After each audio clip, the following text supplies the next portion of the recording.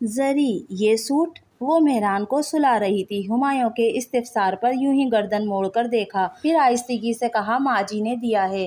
ہمایوں جانتا تھا زرد رنگ اسے پہننے اوڑھنے میں بالکل پسند نہیں تھا، تو تم ماں جی کو یہ سوٹ واپس کر کے کوئی اور کلر لے لیتی نا۔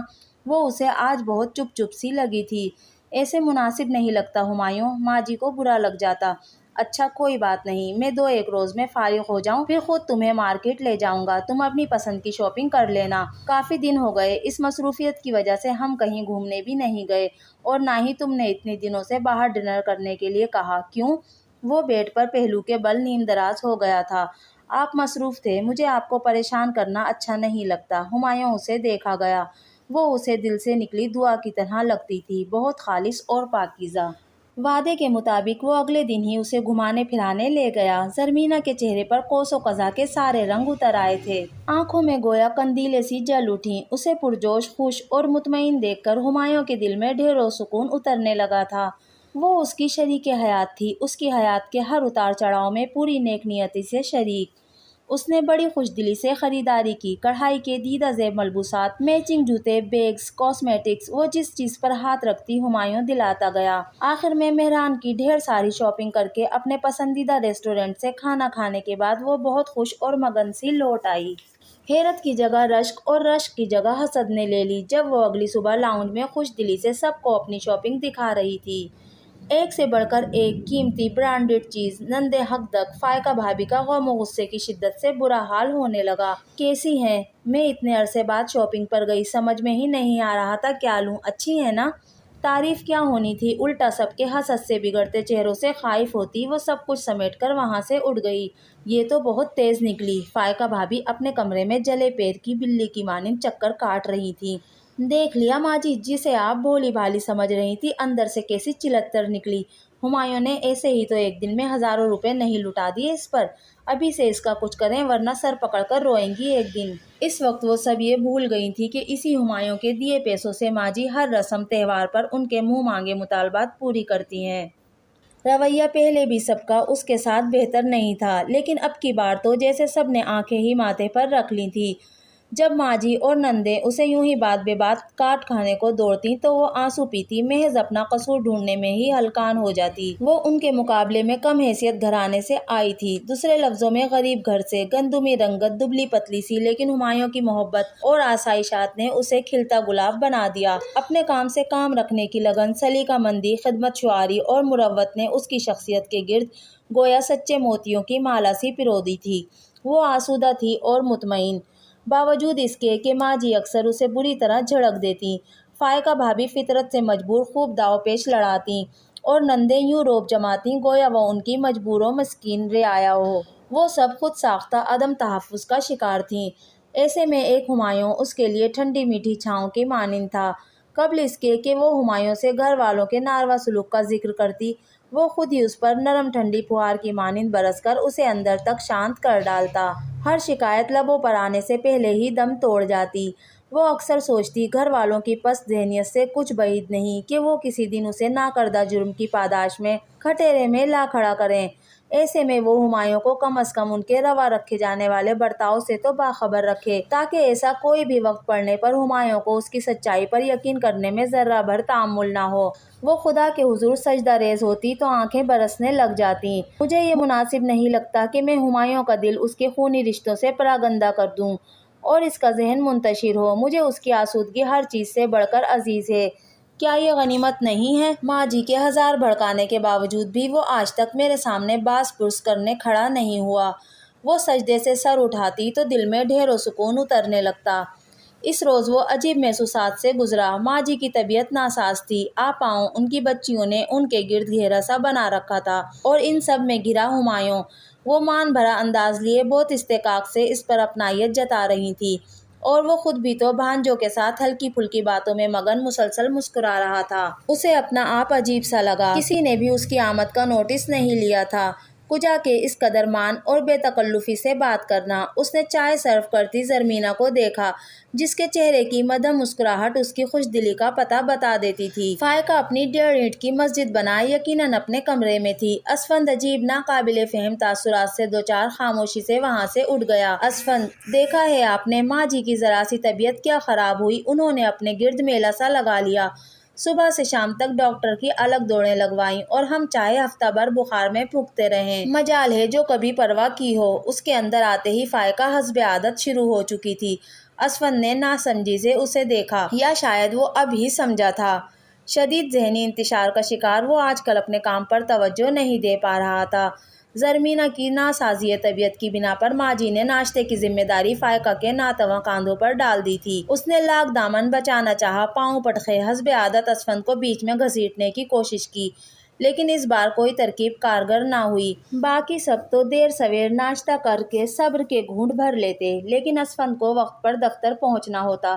صبر آزما انتظار کے بعد ناشتہ ملتا بھی تو کبھی جلے ہوئے توست، کبھی بدمزہ سی چائے۔ نتیجتاً وہ نہ وہ ڈھنگ سے ناشتہ کر پاتا، نہ ہی دفتر وقت پر پہنچتا۔ کوئی بہت بڑی فرم تو تھی نہیں۔ فرم کے مالک نے پہلے پہل اس کی چھوٹی موٹی کوتاہیاں نظر انداز کیں، لیکن مسلسل ناقص کارکردگی اور وقت پر نہ پہنچنے کی شکایت پر اسے صاف لفظوں میں نوکری سے نکال دیے جانے کی وارننگ ملی۔ وہ دونوں ہاتھوں میں سر تھامے بیٹھا تھا۔ راحت آپا کی بیٹی شانزے کی سالگرہ تھی، چھٹی کا دن تھا، سو ماں جی نے سب کو وہاں جانے کا آرڈر جاری کیا۔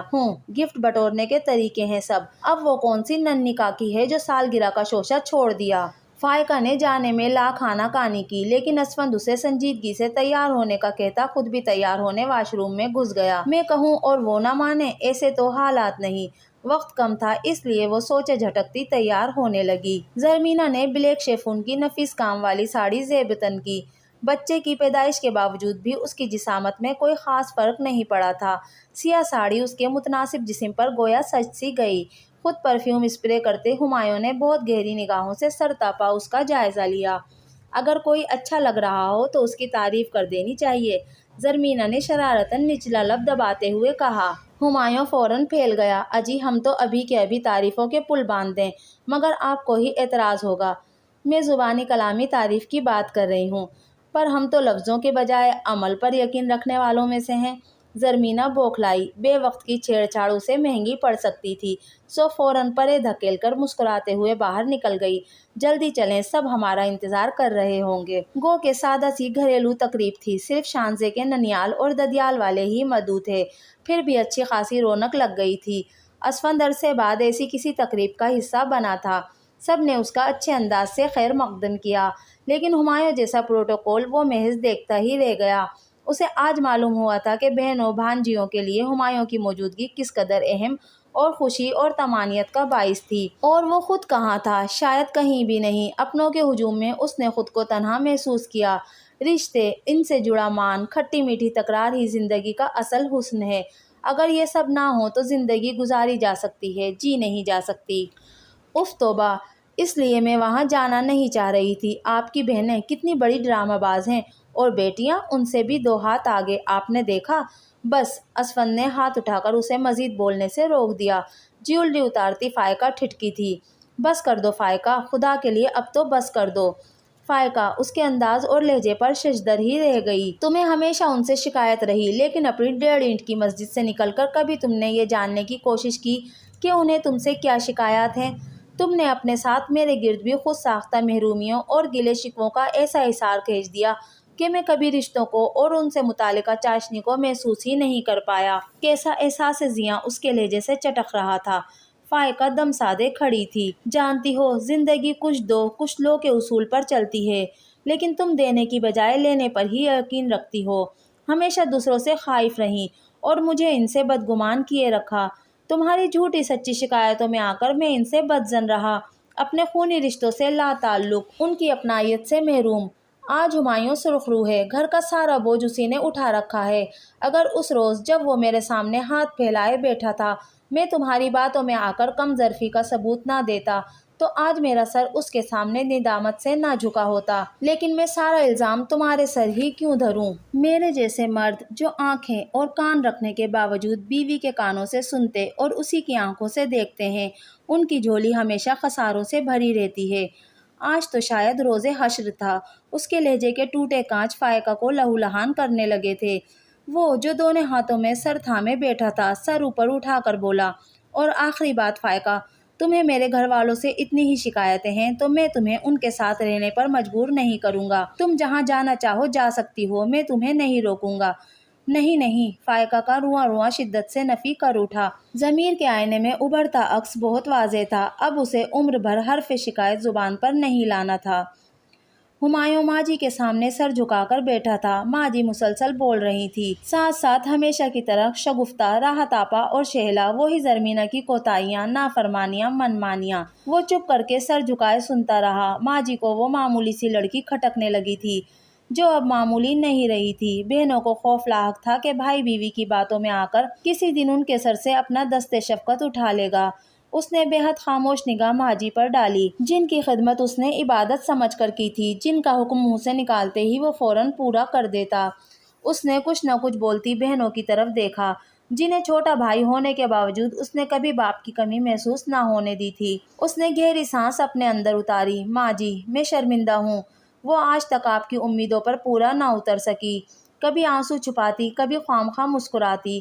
اس نے کبھی مجھ سے کوئی گلہ نہیں کیا، سرد و گرم سہا بھی تو مجھے نہیں بتایا، لیکن آپ لوگوں کی اس سے بڑھتی شکایتوں کی وجہ سے میں نے فیصلہ کیا ہے کہ اس کو لے کر الگ گھر میں شفٹ ہو جاؤں، کیونکہ میں نہیں چاہتا گھر کا ماحول پراگندہ ہو۔ اس کی وجہ سے آپ ذہنی اذیت سے دوچار ہوں۔ یہ مجھے گوارا نہیں کہ آپ کی آسودگی مجھے ہر چیز سے بڑھ کر مقدم ہے۔ ہائے ہائے، ماں جی نے بوکھلا کر بیٹیوں کی طرف دیکھا، جو خود متوحش سی، کبھی ماں تو کبھی بھائی کا سنجیدہ چہرہ دیکھ رہی تھی۔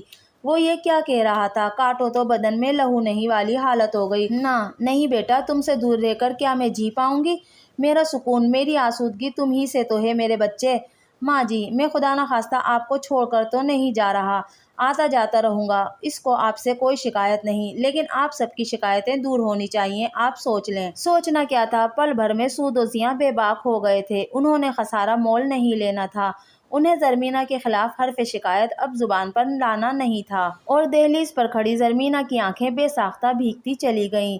صبر، درگزر اور مستقل مزاجی کے ہتھیار ساتھ ہوں تو باز مار کے بغیر لڑے بھی جیتے جا سکتے ہیں۔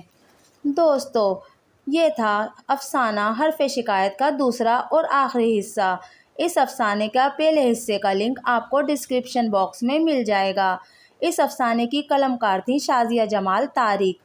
دوستو، اگر آپ کو آج کی میری ویڈیو پسند آئی تو پلیز میرے چینل کو سبسکرائب کیجیے، میری ویڈیو کو لائک اور شیئر کیجیے۔ ملتے ہیں اگلی ویڈیو میں، تب تک کے لیے اللہ حافظ۔